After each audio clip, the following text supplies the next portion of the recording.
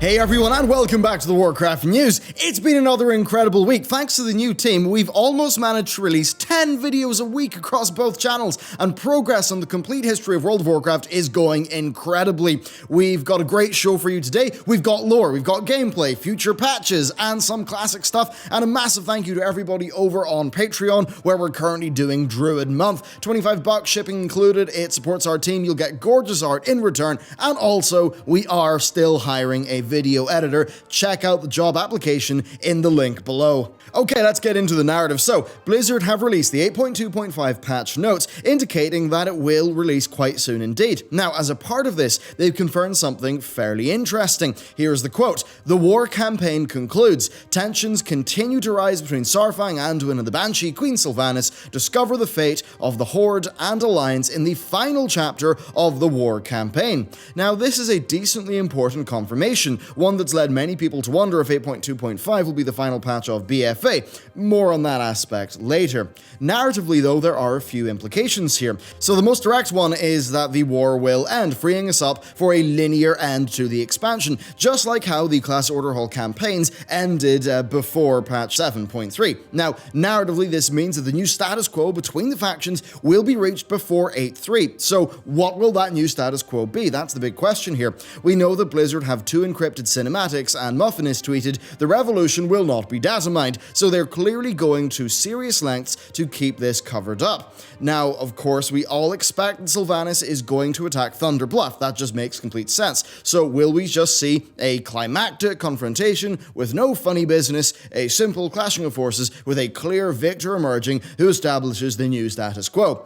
I really don't think so, because if they did that, it would just be the Siege of Orgrimmar story all over again, but without the raid. Of course they won't do that. Sylvanas is, as we know, a seven-head, big-brain, galaxy-mind genius. She's the undead love child of Einstein and Machiavelli. So think about it, right? Both sides lost so many troops in Nazjatar. However, she lost loads of troops in her defeat at Zuldazar. A number of her forces have also declared themselves for the rebels, and we know that Lorthamar, Thalisra, and a bunch of other Horde-related figures are pretty much pledged to the rebels at this stage. So, in losing the Tauren, Sylvanas has also lost what I'm sure is her breadbasket. Maybe the undead don't need to eat that much, but I'm sure the orcs do, as well as a lot of raw manpower. So that begs the question, is she, with depleted resources, lost territory, a battered army, is she really going to assault a heavily defended and defensible enemy position? Probably not. One, of course, that is defended by much of, the people who used to be in the Horde and many of the Alliance. Clearly, no, that would be a silly plan, like, doing a cavalry action at night or placing your catapults outside your fortress. It would be really, really dumb.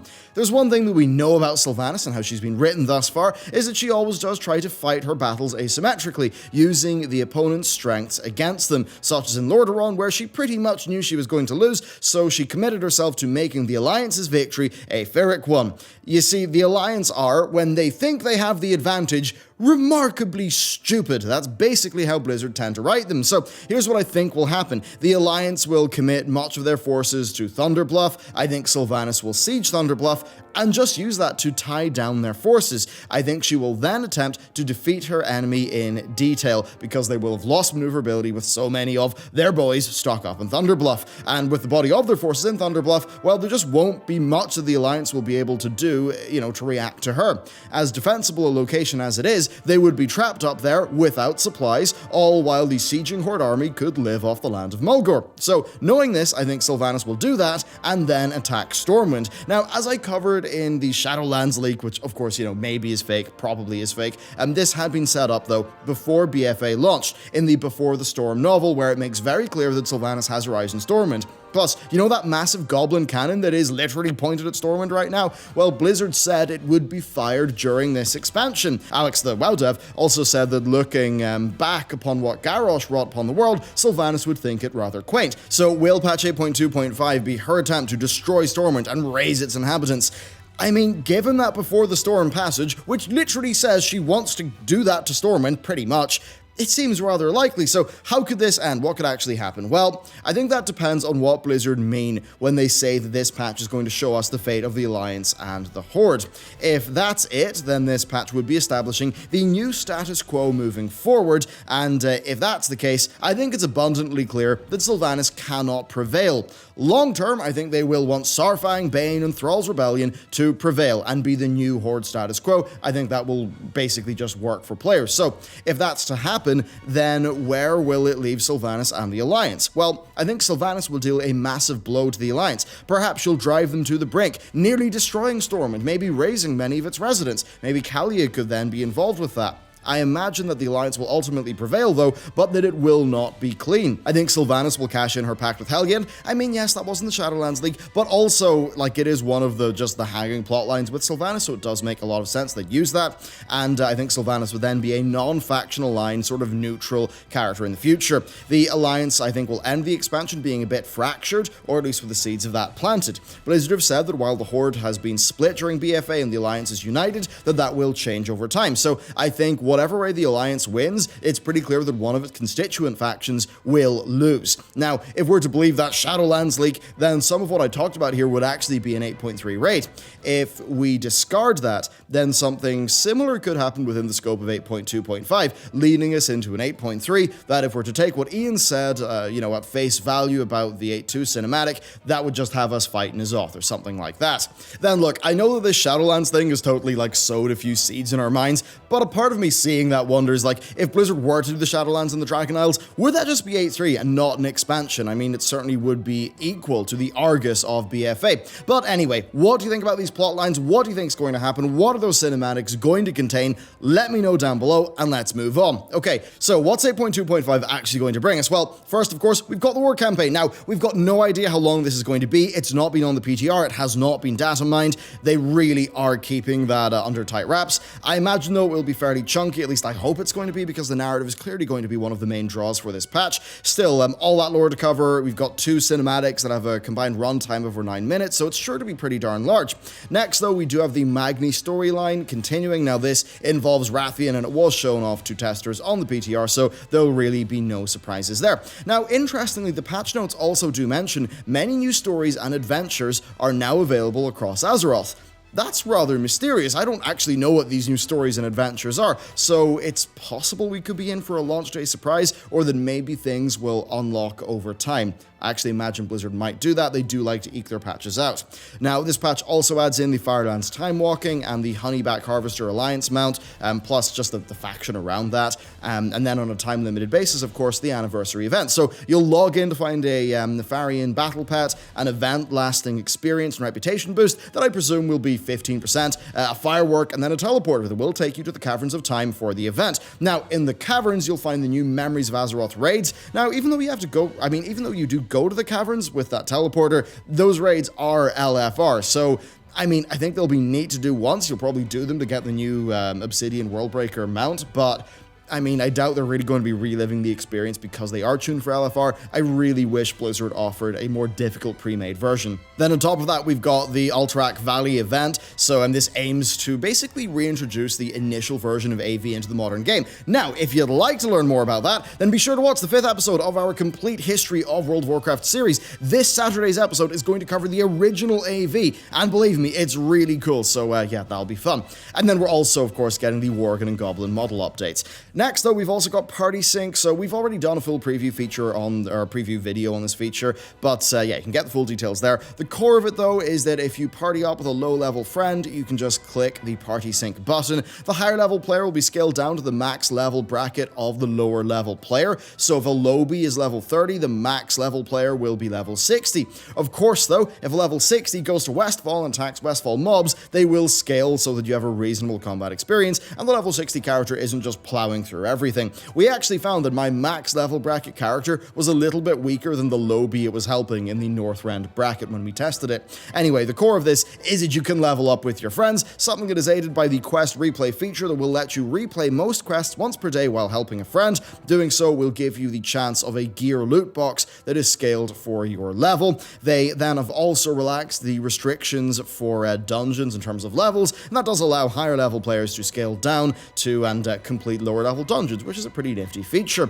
Now, all of this makes a lot of sense because of the reintroduction of Recruit a Friend, one that is updated to be, well, I mean, more rewarding with like more interesting stuff, more exclusive rewards, and it's something that's fairly transparent. While it will be fine for many of the people who will just use Recruit a Friend when they're having a new friend play the game, they have done a few things like making it so that you instantly get the rewards upon game time being purchased. So it is totally catered to impulse purchasers, plus loads of people have resubbed already for Classic, so I mean, I think a lot of people are going to be making dummy accounts and then just dropping a year sub to get the mounts and stuff. Now, I've covered this before. There's not much else to say. It's Blizz making more money. That's how it goes.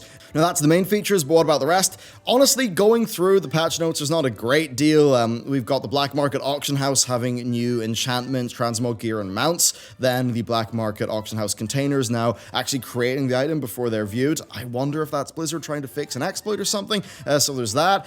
The War Campaign reputation requirements have been removed up to the Fall of Zuldazar, and you no longer need a Nazjatar companion at level 3 in order to clear the Bane quest. So it's pretty obvious that Blizzard just want you to be able to play the entire War Campaign on a fresh character from start to end once this patch comes out. Then bar bug fixes, that's basically it, but we'll just have to see if there are any undocumented changes that do make it in. Okay, so with all that covered, let's talk about the 8.3 cancellation speculation, something that I think mostly exists because back in Warlords of Draenor, they did cancel 6.3 in order to basically just cut their losses from that expansion and move on to Legion.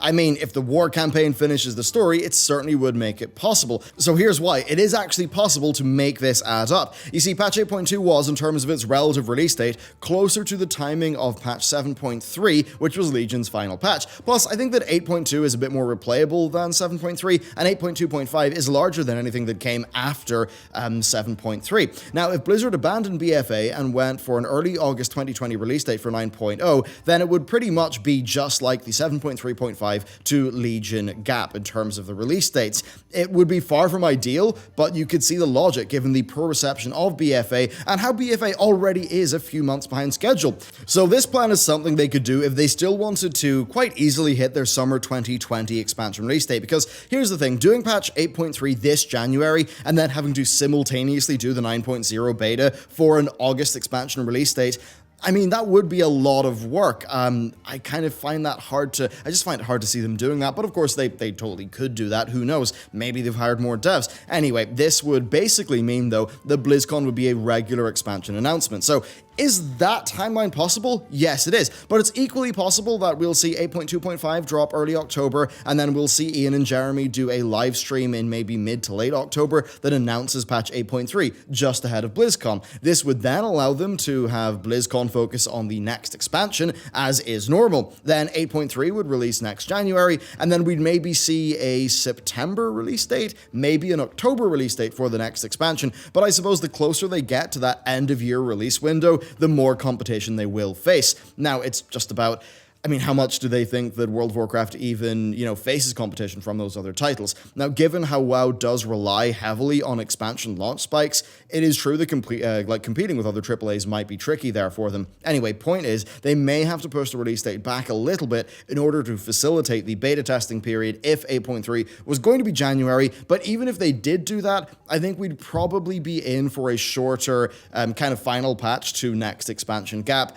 I've got to imagine that Blizzard pretty quickly last year thought, oh dear, we have massively messed this up, and probably scrambled to get some sort of workable plan. So, I mean, I do have a feeling that the worst days are actually behind us here, but it certainly is an odd situation, and it is unfortunate that it does pretty much all stem from the fact that BFA was not really that well received and did launch with so many fundamental issues. I guess it's all just about trying to work out, why did BFA have those issues when Legion was received so well and when they got such clear feedback throughout the beta testing process? What made them decide to just, launch with the systems that they clearly knew were pretty flawed? Or maybe was it just a lot of hubris and they did not know that those features would be received as poorly as they were? Certainly is an odd situation, but finally, let's just round this off with a little bit of talk about layering. So basically, right, there was a pretty massive exploit that I mean, in some ways it does fundamentally ruin aspects of Classic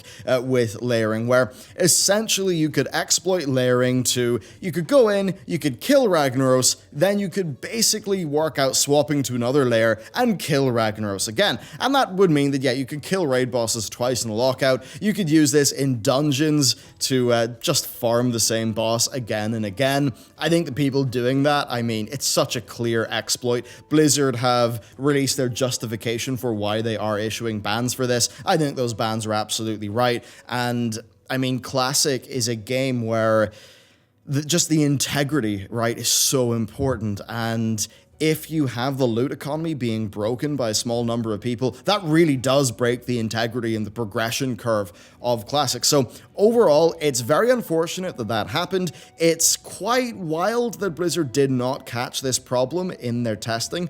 That's just a bit crazy to me, but I am glad that Blizzard are going hard on this. I think they should go hard because, I mean, if somebody is exploiting that layering, they obviously know that's entirely against what Classic is supposed to be, and it clearly is an exploit because it's clearly not supposed to work that way. So that's basically my thoughts on that. I think unfortunate that it happened. I'm a bit surprised that Blizzard actually just allowed that to happen, you know, that it wasn't caught in testing, but I'm glad that Blizzard are coming down pretty much like a ton of bricks on them. I think that's the right call. And with all that said, that is it for today's rather long episode of the news. We certainly did cover a whole load of topics. If you'd like to support our team, then you can check out the Patreon, $25 a month, shipping included. You've got a bunch of really cool stuff. And I suppose if you'd like to be a member of that team, and I mean, especially if you're in Northern Ireland, do check out our job posting down below for a video editor.